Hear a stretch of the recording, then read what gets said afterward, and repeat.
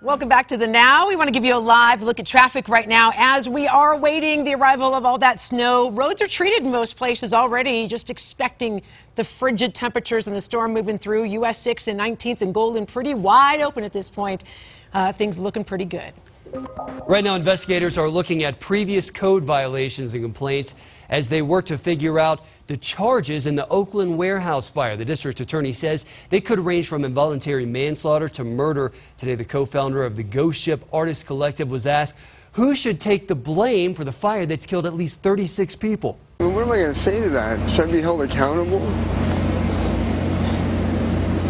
I can barely stand here right now. I would rather get on the floor and be trampled by the parents. I'd rather let them tear at my flesh than answer these ridiculous questions. Wow, authorities have searched 85% of the building so far. The 36 people who died, they range in age. Here's some pictures. They range in age from 17 to 35 years old. And right now, officials say they don't expect to find any more bodies inside that warehouse. And we're learning the names of some of those killed. The Now's Kumasi Aaron found it's been a waiting game for people touched by the tragedy, whether they knew someone inside or not. As crews have been working inside the warehouse, people have been gathering outside. As you can see, people leaving flowers and candles and handwritten notes in honor of the victims. Everyone just wanting to be here for their own different reason. Josie Duncan is writing the letter to her best friend. She wishes she could give her in person. I just wanted to tell her how much I loved her, how much I'm going to miss her. So. She came to one of the memorials outside the Ghost Ship warehouse where Chelsea Dolan, a lifelong musician, was performing and died after the building caught fire. Chelsea was one of my best friends. I've known her my entire life, and this has just been a complete nightmare. Josie says being here brings a bit of closure and seeing how many other people have shown support and love. We're here to support them because it's gonna be hard. It's gonna be hard. Liberty and Mary Ping know how hard it is to wait and wonder. They lost their daughter 4 years ago when a shooter killed several people at an Oakland college. You don't know what to do. You don't know. And it was the hardest, you know, when we received the news that, oh, one of your daughters is one of them. You know? I am sorry. I love you all. Rest peacefully, friends. For Tiffany and her son Giovanni, it was about the people who died not far from where they live. I wanted to come because I wanted to see, like, who were the people who passed. We might not all know the victims, but we all feel like we're attached to them in a way. It happened in our community. An unexpected gathering place. You weren't the smartest or funniest or bravest. That's probably why we were best friends. Tying strangers together in unexpected ways. For the Now, I'm Kumasi Aaron. This may look like an iPhone, but it's not. And the Supreme Court says that's not against the law. It ruled unanimously today. Samsung did not violate Apple's patent on its smartphone design and technology. The court says that it's not a violation if only certain components are copied. A lower court must now reconsider if Samsung still has to pay a nearly $400 million penalty to Apple. Let's take a live look at downtown as that storm approaches. You can see the clouds overhead, and boy, it's a whole lot colder than it looks out there. Chief Meteorologist Mike Nelson working on our first alert forecast. But not nearly as cold as it's going to be. Ooh, it's going to be a chiller by tomorrow morning. City Park right now, you can start to see the snow showers filtering down off into the distance. And up at Loveland, snow continues to fall. It's been a good snowstorm for the mountains with already about 4 to 6 inches of fresh snow and more on the way. Tonight, snow, 20s this evening. Tomorrow, single digits and teens, snow and slick. So it's going to be a tough travel, especially tomorrow morning. Right now on radar and satellite, you can really see how this is expanding in coverage. The snow increasing quickly just in the last couple of hours. What's causing it is a storm system coming in from the northwest. An upper air disturbance sliding down from Idaho into Wyoming and Utah. That's going to reinforce the cold air and give us some lifting motion in the atmosphere. That's what it looks like at the surface tonight and tomorrow. So even by 6 a.m., cold northeast winds coming in and still light snow expected to continue. It's going to be a chiller tonight, indeed, down to about 5 degrees in the Denver area, 6 at Akron, 7 at Sterling, 1 at Leadville. Tomorrow morning we start out with snow. That continues until about noon. And then in the afternoon, the snow showers quickly wind down with quieter weather conditions returning to the area. But the temperatures go nowhere, just in the teens for highs, only 9 at Leadville. So a very chilly day coming up. And how about the snowfall forecast? It's going to be in the 2 to 4 inch range across most of the Northeast Plains, 4 to 8 mountains with locally up to 10 right along the Continental Divide in the next 24 hours. So tonight, 5. Snow and colder. For tomorrow, a high temperature at 15, snow ending but very cold. You want to allow plenty of extra time tomorrow morning because the roads are going to be very slick and slow. Make sure you bundle everybody up. We're going to get even colder tomorrow night, and I'll share that with you in just a few more minutes. Brr. Lots of weather for you right now. Deadly flooding in southern Thailand. At least 14 people have been killed and one person is missing after the area was slammed by heavy rain over the past week. 6 days of flooding have affected more than 500,000 people. Now, southern Thailand is a very popular tourist destination too due to its gorgeous islands there and beaches.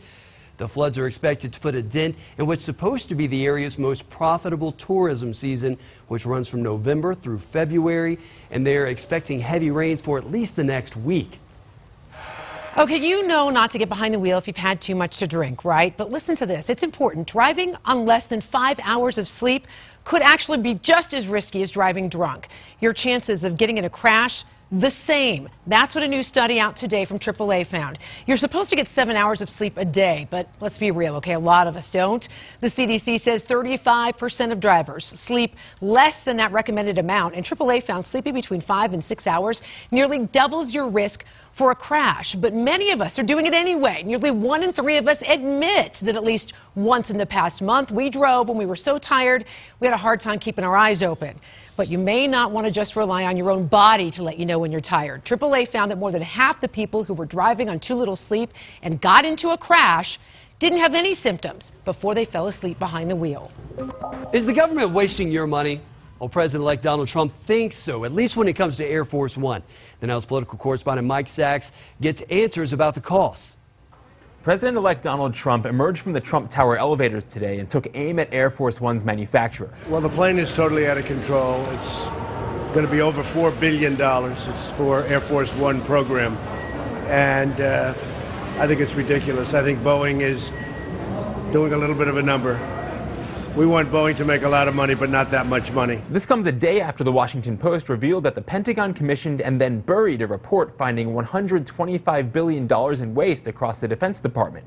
But Air Force One was not part of that report. Why is it so much more expensive than a standard 747? Because it's a flying command post that the president can use to keep him secure and safe and in touch with our military forces, even during an extreme national emergency like a nuclear attack. Todd Harrison, the director of defense budget analysis at the Center for Strategic and International Studies, says the report's biggest takeaway is the need to close excess military bases, a move Congress has consistently opposed. And as long as they're open, they have to maintain a sizable workforce.